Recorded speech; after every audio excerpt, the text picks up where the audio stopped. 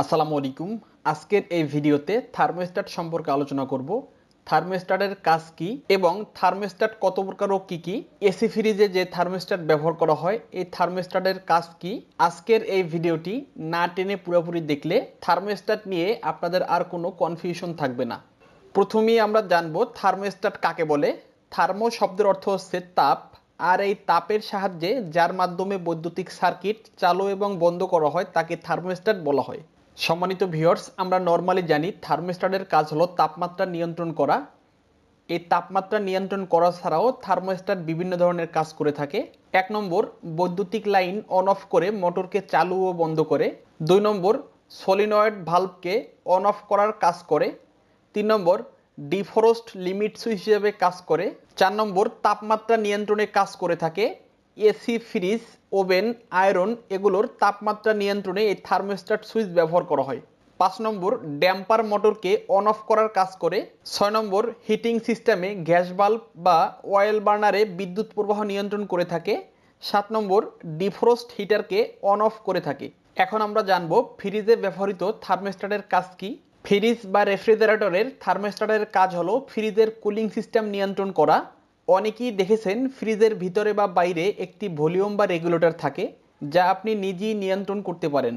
আবার automatic thermostat on of করে তাপমাত্রা নিয়ন্ত্রণ করে থাকে। এটাই মূলত থার্মোস্ট্যাটের কাজ, তাপমাত্রা কন্ট্রোল করা। ফ্রিজে ব্যবহৃত অটো থার্মোস্ট্যাট প্রয়োজন মতো তাপমাত্রা কুলিং হলে ফ্রিজকে অফ করে দেয়, আবার ঠান্ডা দরকার হলে ফ্রিজকে চালু করে দেয়। অটো থার্মোস্ট্যাটের কারণে ফ্রিজের বিদ্যুৎ খরচ অনেক কমে এসেছে। আপনার ফ্রিজের যদি থার্মোস্ট্যাট খারাপ হয়ে যায় তাহলে কুলিং সিস্টেম আর কাজ করবে না, ফলে ফ্রিজের ভিতরে বরফ জমতেই থাকবে অথবা আর জমবেই না। অনেক সময় দেখা যায় ফ্রিজে লাগাতার বরফ জমতে থাকে, আবার বরফ জমে না। এই সমস্যা ফ্রিজের থার্মোস্ট্যাটের কারণে হয়ে থাকে। কাজের উপরে ভিত্তি করে থার্মোস্ট্যাট 3 প্রকার। 1 number, heating thermostat. 2 number, cooling thermostat. 3 number, heating and cooling thermostat. গঠনের উপরে ভিত্তি করে থার্মোস্ট্যাট 9 প্রকার। 1 number, bellows type thermostat. 2 number, bimetal type thermostat. 3 number, differential thermostat. 4 number, range adjustment thermostat. 5 number, automatic defrosting thermostat.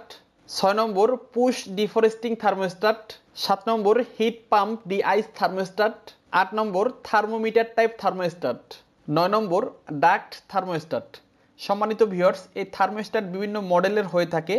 BT9, K59, PFN 124G, DWTB R135, R132, DBS5। এই বিভিন্ন রকমের থার্মোস্ট্যাটের বিভিন্ন রকমের দাম 100 টাকা থেকে শুরু করে 500 টাকা পর্যন্ত হয়ে থাকে। এখন আমরা জানবো ফ্রিজের থার্মোস্ট্যাট পরীক্ষা করার নিয়ম। কন্টিনিউটি টেস্টারের সাহায্যে অথবা মিটারের কন্টিনিউটি সিলেক্ট করে ফ্রিজের রেগুলেটর বা থার্মোস্ট্যাট পরীক্ষা করা যায়। থার্মোস্ট্যাট এর দুই প্রান্তে মিটারের 2টি প্রোব ধরলে মিটার বা কন্টিনিউটি টেস্টারের লাইট জ্বলবে, তাহলে বুঝতে হবে ভালো, আর যদি না জ্বলে তাহলে বুঝতে হবে খারাপ। মোট কথা, থার্মোস্ট্যাটটি কেটে গেলে লাইন পাবে না, ফলে টেস্টারে লাইট জ্বলবে না। এছাড়া প্রাথমিক পর্যায়ে অ্যাবোমিটার দিয়েও এই থার্মোস্ট্যাট চেক করা যায়। মোট কথা, থার্মোস্ট্যাটের কাজ হলো ফ্রিজের বা এসির তাপমাত্রা নিয়ন্ত্রণ করা। যখন যেমন তাপমাত্রা লাগবে আপনি ভলিউম ঘুরিয়ে নিয়ন্ত্রণ করতে পারেন। আবার অটোমেটিক থার্মোস্ট্যাট ফ্রিজ অন করে কুলিং করে নেবে, এবং কুলিং বেশি হলে থার্মোস্ট্যাট ফ্রিজ বন্ধ করে তাপের ব্যালেন্স করে নেবে। এই thermostat AC fridge, micro oven, heater, iron machine, গাড়ি বিভিন্ন মেশিনে ব্যবহার করা হয়। আজ এ পর্যন্তই। ভিডিওটি কেমন লাগলো কমেন্টে অবশ্যই জানাবেন। ধন্যবাদ সবাইকে। আসসালামু আলাইকুম।